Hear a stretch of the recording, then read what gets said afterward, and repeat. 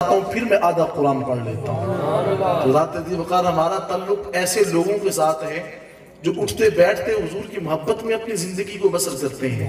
تو ذات عزیز وقار جن کی زبانیں جو ہیں ہر وقت ذکر الہی سے تر رہتی ہیں، وہ رب کائنات کے ذکر کے اندر جو ہیں، میرے حضور کی عالم نے کیا خوب لکھا ہے، آپ فرماتے ہیں اٹھتی بیندی تردی پھردی ستیاں تے جاگ دی، اٹھتی بیندی تردی پھردی ستیاں تے جاگ دی، نام جپ دی رو تے کھپ دی ویخ سور سراغ دی۔ آپ فرماتے ہیں نام جپیا قرب ملدا، نام دی کر پوری سانپ شیشی بچ کستوری جے کر پھر ضرورت کاغ دی۔ تو ذات عزیز وقار جب حضور علیہ السلام کی محبت میں، آپ کی ادب میں زندگی کو بسر کیا جاتا ہے تو اس کا مقام اونچا ہو جاتا ہے۔ کائنات کے اندر کبھی اس کا نام جو ہے وہ فراموش نہیں ہوتا، اس کا نام ہمیشہ زندہ اور تابندہ رہتا ہے۔ رب کائنات نے قرآن کریم فرقان حکیم میں ارشاد فرمایا ہے، خدا فرماتا ہے ان الذین یغضون اصواتهم عند رسول اللہ، فرمایا بے شک وہ لوگ جو آقا علیہ السلام کے سامنے اپنی آوازوں کو پست رکھتے ہیں، فرمایا اولئک الذین امتحن اللہ قلوبهم للتقوی، خدا فرماتا ہے یہی تو وہ لوگ ہیں جن کے دلوں کو میں نے تقوی کے لیے خاص کر چھوڑا ہے۔ فرمایا کہ یہی تو لوگ ہیں جن کے من کے اندر خوف خدا آ چکا ہے۔ آقا علیہ السلام کی بارگاہ اقدس میں ایک گروہ حاضر ہو کر کے عرض کرتے ہیں حضور ہم نے اسلام قبول کرنے کے بعد آپ پر بہت بڑا احسان کیا ہے۔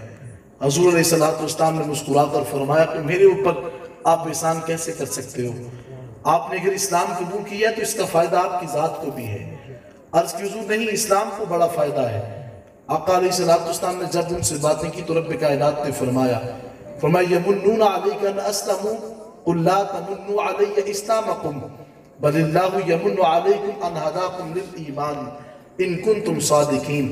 رب کائنات نے فرمایا حبیب تیری بارگاہ میں آ کر یہ عرض کرتے ہیں کہ ہم نے اسلام قبول کرنے کے بعد بہت بڑا احسان کیا۔ حبیب فرما دیں کہ آپ نے اسلام قبول کرنے کے بعد احسان نہیں کیا بلکہ احسان تو تمہارے اوپر رب نے کیا ہے۔ فرمایا رب نے احسان کیسے کیا؟ فرمایا اس طرح رب نے احسان کیا کہ رب کائنات نے تمہارے سینوں کو محبت مصطفیٰ کے لیے چوم رکھا ہے۔ یہ سب سے بڑا احسان ہے کہ آج ہم ذکر مصطفیٰ کے لیے بیٹھے ہوئے ہیں۔ تو فرمایا کہ یہ رب کائنات نے ہمارے اوپر احسان کیا ہے، نہیں تو کچھ لوگ وہ بھی ہیں جو اپنے گھروں میں ہوں گے، لیکن آپ خاص اس لیے ہیں کہ آپ ذکر مصطفیٰ سننے کے لیے بیٹھے ہوئے ہیں۔ ذات عزیز وقار میں عرض کر رہا تھا، فرمایا کہ ان کے لیے بہت بڑا اجر ہے جس کا وعدہ ان کے ساتھ رب کائنات نے کر لیا ہے۔ حضرت امام مالک رضی اللہ تعالیٰ عنہ ایک فقہ کے بانی ہیں اور آپ وہ محدث ہیں کہ جو آقا علیہ السلام کے روزہ کے سامنے بیٹھ کر حدیث جو ہے وہ تعلیم کیا جو ہے وہ دیا کرتے تھے۔ حضرت امام مالک رضی اللہ تعالیٰ عنہ آپ کے پاس ایک دن شخص آیا، اس کی حضرت میں آپ کو سواری دینا چاہتا ہوں۔ آپ نے فرمایا میں تجھ سے یہ سواری کا تحفہ قبول نہیں کروں گا۔ وہ شخص عرض کرتا ہے حضرت بڑی محبت سے لایا ہوں۔ آقا علیہ السلام کے غلام عرض کرتے ہیں بات یہ ہے کہ میں نے دل کے اندر یہ ارادہ کیا ہوا ہے کہ جب تک حضور کے دیس رہوں گا کبھی سواری کے اوپر سوار نہیں ہوں گا۔ عرض کی حضور اس کی علت اور سبب کیا ہے؟ فرمایا اس لیے کہ یہ وہ در ہے جس در کے اندر میرے آقا چلتے رہے اور مجھے ڈر لگتا ہے کہ ایسا نہ ہو کہ میرے قدم حضور کے قدموں کے اوپر آ جائے اور میں یہی نہ ہو کہ کبھی جو ہے وہ گناہگاروں میں سے نہ اٹھایا جاؤں۔ تو یاد رکھیے گا ادب بہت بڑی دولت ہے، جس کو میسر آتا ہے اس کا مقام عرفہ و اعلیٰ ہو جاتا ہے۔ آقا علیہ السلام کی سامنے ایک شخص ایسا تھا کہ جو بائیں ہاتھ کے ساتھ کھانا تناول کر رہا تھا۔ حضور علیہ السلام نے فرمایا کل بیمینک، اے انسان دائیں ہاتھ سے بھی کبھی کھایا کر۔ اس نے از رہے تکبر کہا حضور نہیں، میں اپنے بائیں ہاتھ سے ہی کھاؤں گا۔ آقا علیہ السلام نے ارشاد فرما دیا، میرا آقا فرماتے ہیں کن قذالک، پھر سن تو صحیح تو جیسا ہے ویسا ہی ہو جا۔ راوی فرماتے ہیں اس نے تکبر کے ساتھ اپنا دائیں ہاتھ پیچھے باندھ دیا تاکہ میرا دائیں ہاتھ جو ہے وہ کام نہیں کرتا۔ کبھی کبھی انسان تکبر کے ساتھ بھی ایسے عمل کر بیٹھتے ہیں کہ وہ جو ہے گناہگاروں میں سے ہو جاتا ہے۔ یاد رکھیں کبر اللہ کی صفات میں سے ایک صفت ہے۔ آپ نے کبھی غور کیا ہو مؤذن دن میں 5 مرتبہ کہتے ہیں اللہ اکبر اللہ اکبر، اس کا مطلب یہ ہے کہ اللہ سب سے بڑا ہے۔ اور کبر جو ہے آقا علیہ السلام نے فرمایا کہ یہ رب کائنات نے فرمایا کہ یہ میری چادر ہے اور جو میری چادر کو چھیننے کی کوشش کرے گا اس پر میں جنت کو حرام کر دوں گا۔ اتنا بڑا یہ ہے جب ہم انسان جو ہے اپنے آپ کو بڑا سمجھتا ہے۔ میرے حضور کی ولادت نے اپنے آپ کو اتنا فنا کیا، فرمایا میں تو کچھ بھی نہیں، میں تو مدینے دی گلیاں دا میں کتا ہوندا، مدینے دی گلیاں دا میں کتا ہوندا، نظر روز ود لہندا پاک کمنی والے۔ کبھی کبھی حضور کی بارگاہ میں اپنے آپ کو فنا کر کے بھی دیکھیں، پھر انسان کو بقا جو ہے اس کا مقام میسر آتا ہے۔ تو ذات ذی وقار کبر جو ہے یہ اللہ کی صفات میں سے ہے۔ اس نے تکبر کے ساتھ کہا کہ بات یہ ہے کہ میں حضور یہ نہیں کروں گا میں دائیں ہاتھ سے کھاتا ہوں۔ آقا علیہ السلام نے فرمایا کن قدالک، تو جیسا ہے ویسا ہی ہو جا۔ راوی فرماتے ہیں پھر ساری زندگی ہم نے اس کا ہاتھ سیدھا ہوتے ہوئے نہیں دیکھا بلکہ پیچھے ہی رہا۔ اعلیٰ حضرت نے اس کو یوں لکھا، اعلیٰ حضرت فرماتے ہیں وہ زبان جس کو سب کن کی کنجی کہیں، وہ زبان جس کو سب کن کی کنجی کہیں، اس کی نافذ حکومت پہ لاکھوں سلام۔ تو آقا علیہ السلام کے در کا ادب بہت لازم ہے۔ کبھی ایسا نہ سوچیے گا کہ جو ہے انسان جب حضور کے در کی گدائی اپنے دل سے نکالتا ہے، یہ ختم نبوت کا جو مسئلہ ہے، کبھی کبھی لوگ جو ہے سمجھتے ہیں یہ شاید معمولی سا یہ چند علماء کا مسئلہ ہے۔ ہرگز ایسی بات نہیں ہے، یہ علماء کا مسئلہ نہیں ہے، یہ کل انسانیت جس نے حضور کا کلمہ پڑھا ہے یہ ہر اس بندے کا مسئلہ ہے، اور جو اس کے اوپر پہرا نہیں نہ دیتا کائنات کے اندر اس کا نام کبھی جو ہے سر بلند نہیں رہتا۔ اسی لیے تو جو ہے وہ پیر میرے علی شاہ صاحب فرماتے ہیں کہ یارو یاد رکھو جو انسان حضور کی ناموس کے لیے کام کرتے اس کی پشت کے اوپر مدینے کے تاجدار کا ہاتھ ہوتا ہے۔ تو اس لیے یہ بہت بڑا کام ہے۔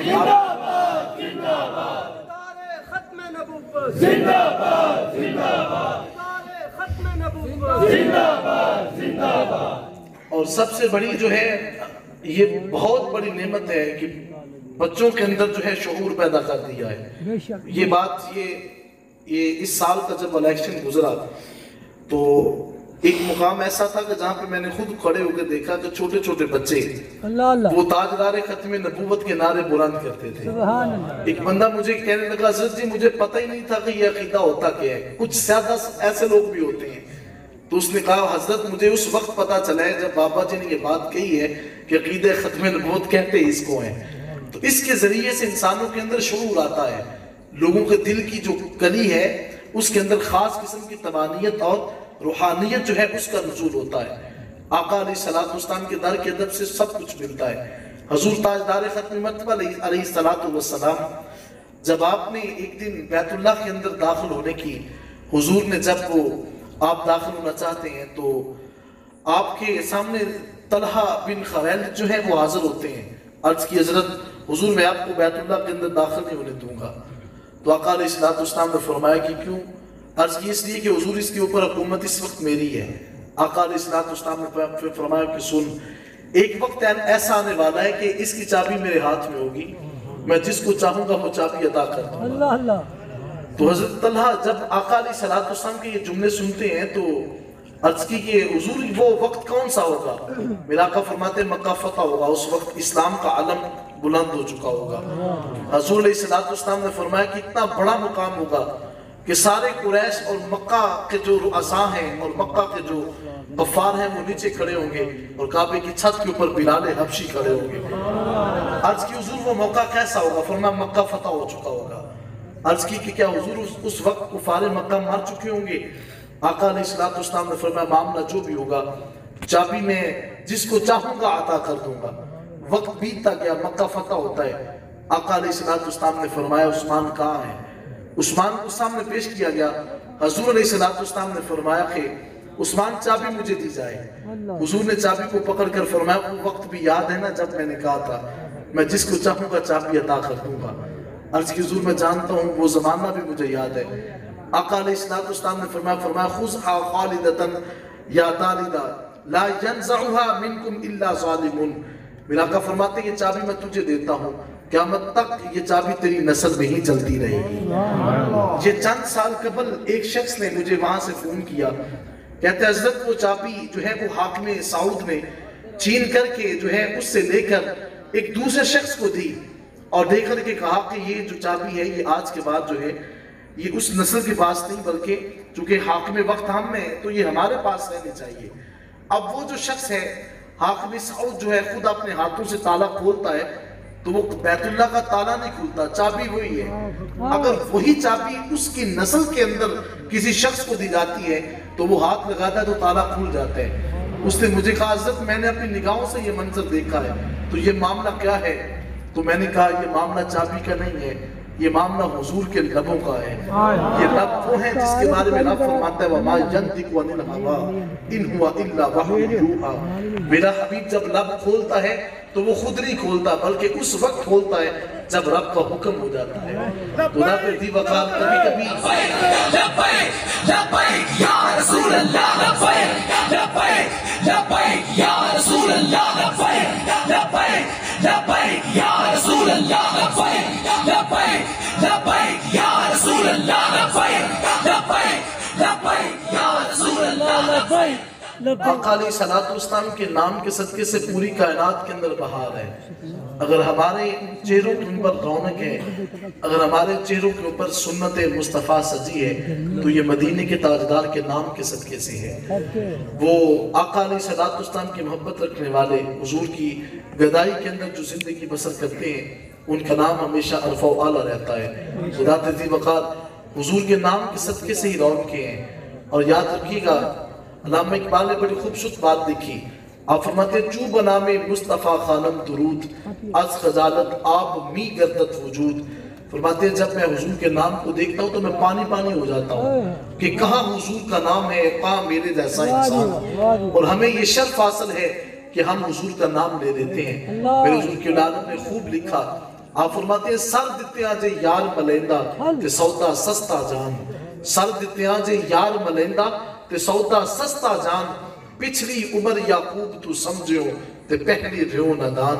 اور پھر آپ فرماتے ہیں کہ تو لکھ ونڈے یعقوب تے لکھ ہی شکر کر، جے سر لیک مل جاوے پیارا محمد، سب کہیے صلی اللہ۔ اس نام کی برکت سے پوری کائنات کے اندر بہارے ہیں۔ خدا ذی وقار آئیں، آج ہم بھی اس بات کا حق کر کے اٹھیں کہ ہم نے امیر المجاہدین کا جو مشن تھا اس کو تا قیام قیامت جو ہے اس پر اپنے آپ کو کاربند رکھنا ہے۔ انہوں نے ہمیں کہا تھا کہ ہم نے کبھی بھی نماز کو ترک نہیں ہونے دینا، ہم نے کبھی بھی قرآن کی تلاوت کو نہیں چھوڑنا، اور ہم نے کبھی بھی حضور کی محبت کو جو ہے اپنے سینے سے کبھی نکلنے نہیں دینا۔ اور انہوں نے ہمیں اس بات کا درس دیا ہے کہ اپنے بازو کو کھڑا کر کے تو یہ نام ہمیشہ بلند ہے اور بلند ہی رہے گا۔ تاجدار ختم نبوت زندہ باد، زندہ باد، تاجدار ختم نبوت زندہ باد، زندہ باد، تاجدار ختم نبوت زندہ باد، زندہ باد۔ لبیک لبیک لبیک لبیک یا رسول اللہ، لبیک لبیک لبیک یا رسول اللہ، لبیک لبیک لبیک یا رسول اللہ، لبیک لبیک لبیک یا رسول اللہ، لبیک لبیک لبیک یا رسول اللہ، لبیک لبیک لبیک یا رسول اللہ، لبیک لبیک لبیک یا رسول اللہ، لبیک لبیک لبیک یا رسول اللہ، لبیک لبیک لبیک یا رسول اللہ۔ اللہ تعالیٰ میری اور آپ کی حاضری کو شرف قبولیت عطا فرمائے۔ گاؤں صحابہ کے طریق لبیک یا رسول اللہ کے تمام غیور کارکنان آپ کے ذوق اور شوق و خدا صدا سلامت شاد اور آباد فرمائے۔ آپ کی محبتیں، آپ کا عشق جو ہے رب کائنات ایسے ہی بارونق آپ کے چہروں کو جو ہے رب کائنات بارون کی عطا فرمائے۔ وآخر دعوانا الحمدللہ۔